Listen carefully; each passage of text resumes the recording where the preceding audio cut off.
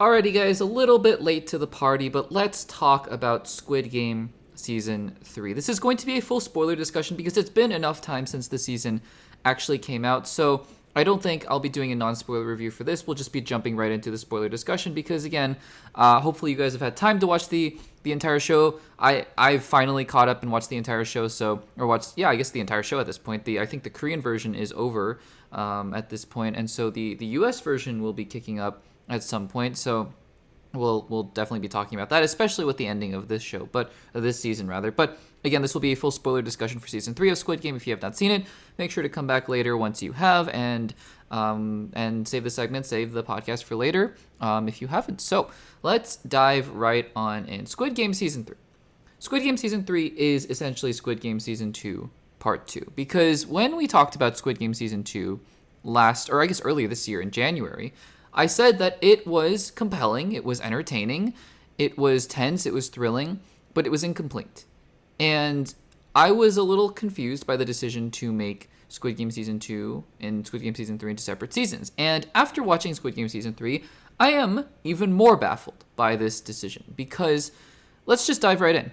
A lot of the things that carry over from Season 2 into Season 3 carry directly over, and they expect you to have a very clear memory of everything that happened in Season 2, when in reality, and maybe this is just my experience, you'll let me know in the comments down below if you felt any differently, I had completely forgotten about some of the side plots that were going on in this show. For example, the stuff with harvesting the organs, I had completely forgotten about that. Some of the side characters like Noelle, completely forgotten about all that sort of stuff that was going on. And then some of just the side characters in general, I think were, the just completely had forgotten about. I'm going to blank on these names because these are Korean names, and unfortunately I just was not able to get a good grasp on every single person's name in the show. But the player 222, who gave birth to her child and then died later on in the season, I had forgotten about her story arc and her being pregnant. I remembered vaguely pretty clearly actually the mother and son duo in the show, but there are just things in this season that I had just not remembered.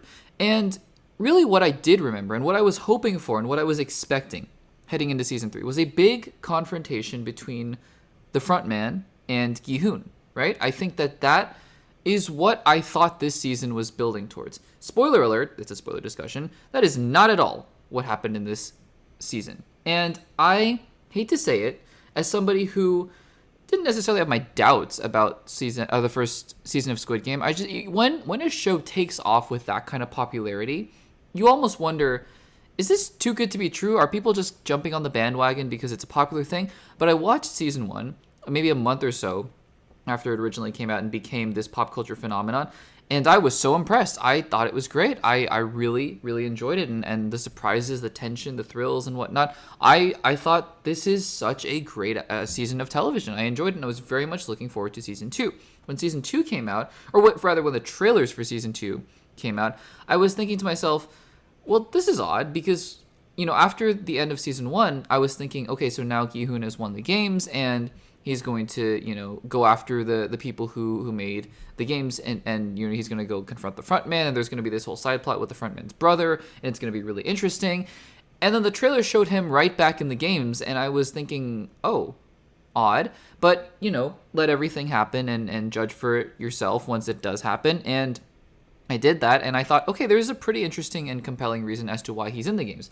But like I said in my Season 2 review, once he is in the games, then it kind of just becomes a repeat of the first season. And Season 3 just carries that on. And so if you look at the overarching story of Season 2 and Season 3 as one story, it's just another Season 1. And that's disappointing to me because I had been expecting the show to kind of elevate. I'm not saying that they had to get rid of all the games in general. I'm not saying that that's what they needed to do. Not at all. But I think that what the show was asking for, the brunt of what the show was asking for after Season 1, was an elevation of the stakes of Gi-hoon saying, now I understand what's going on, let's take down the games. And the way that Season 3 ends, he has one pretty tense and pretty well done confrontation between him and the frontman, player 1 from Season 2. And it was a good scene. It was a really good scene. And that's it. That is the last time they interact face to face. And that is bizarre to me. That is bizarre. Really what season 3 comes down to for me, because honestly, I say all this kind of stuff, and ultimately how I would describe season 3 is anticlimactic and yeah, disappointing. But I was entertained. I was pretty thoroughly entertained throughout the entire show, throughout the entire season. And you know when you use the phrase, the whole is greater than the sum of the parts, right? What that indicates is that maybe on their own, these, whatever you're describing, if it's a movie, you know, the individual characters or the story or a subplot just don't really seem to be working super well, but the movie in general is really good. I think Squid Game Season 3 is the opposite. I think the parts individually are much greater on their own than the sum that they created. I think that the games within Season 3 are still so well done and so well choreographed.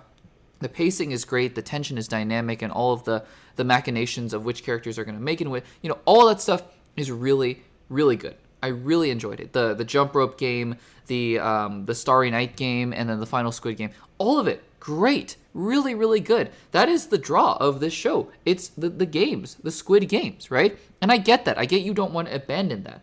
At the same time, what we're looking for at this point, especially at the end of season 2 when Gi-hoon starts a mini rebellion within the Squid Games, is let's go. It's time to go. And he's just right back in the games. I get it. There are some very interesting things going on here. The baby angle, I thought, very interesting for a season of Squid Games that was not the final season, right? It's a very interesting angle to take. Player 333, was it 333? Yeah, 222 and 333. 333, the dad, the father, became a very vicious antagonist towards the end of the season, and a very well-realized character, or well-realized performance, I should say, because the character kind of, you know, he didn't really have a whole lot of build-up there, but the performance and the tension at the end of the last game was great. It's just that this isn't what the season should have been about, in my opinion. And I'm not saying that as someone who had preconceived notions about it. I'm saying that as somebody who watched season 1 and season 2 and saw what they were building up towards, frankly, and setting up, and they didn't pay it off. I am frankly kind of baffled by the way that the season ended with Gi-hoon. I get it, you know. I'm not saying Gi-hoon didn't, you know, that his death was unnecessary or anything like that. I think he made a good sacrifice, and I do think the idea of sacrificing for the baby was an interesting one. But I think that part of what this season is that final confrontation, and it didn't happen. I even thought, okay, well, let's dive into the brothers' conflict with the front man and his brother, the detective Juno, and I that didn't amount to anything. They just saw each other at the very end, and then he gets the baby, and that's it. It's almost like this season was asking for, hey, we're gonna make a season 4, even though the creator of the show said we're not gonna do that.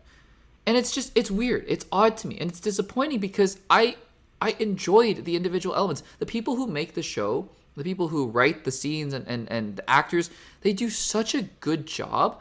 And it's just such a bummer to me that the overarching story above it all didn't really land. And it's such a bizarre thing, because usually you want to say, well, you know, this thing here didn't work and this thing here didn't work, and overall it just made the whole season not feel as good. Or like I said earlier, you might have an opposite situation where the parts are not as great as the sum, where you go, yeah, it wasn't as great, but the overall product was pretty good.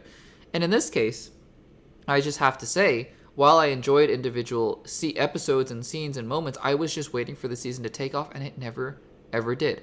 I don't know if this benefits, if it would benefit from watching season 2 and season 3 combined. I don't know, maybe, but at this point I don't know if I'm ever gonna go back to these seasons, because I mean these episodes are hard watches too. I mean, we're talking about people's lives here, and it's not the kind of show where, yeah, let's do a rewatch of Squid Game and enjoy it and have a lot of fun. It's just it is what it is. It's just the nature of the show. But again, I mean, I don't know if Ki-yoon even had a character arc that much in this last season. Like, you know, we learned a lot more about him in season 2 and his sort of selfless nature, and that's great, and that's really, you know, it's really good and it's well done. But that was all season 2. Season 3, he spends the entire season, other than the games, handcuffed. And sure, I mean, he does some great stuff. You know, from the beginning of season 1 till the end of season 3, we see a huge character progression for Gi-hoon up until a sacrifice. But in season 3, what does he do? He doesn't do that much. So it's weird. It's really weird.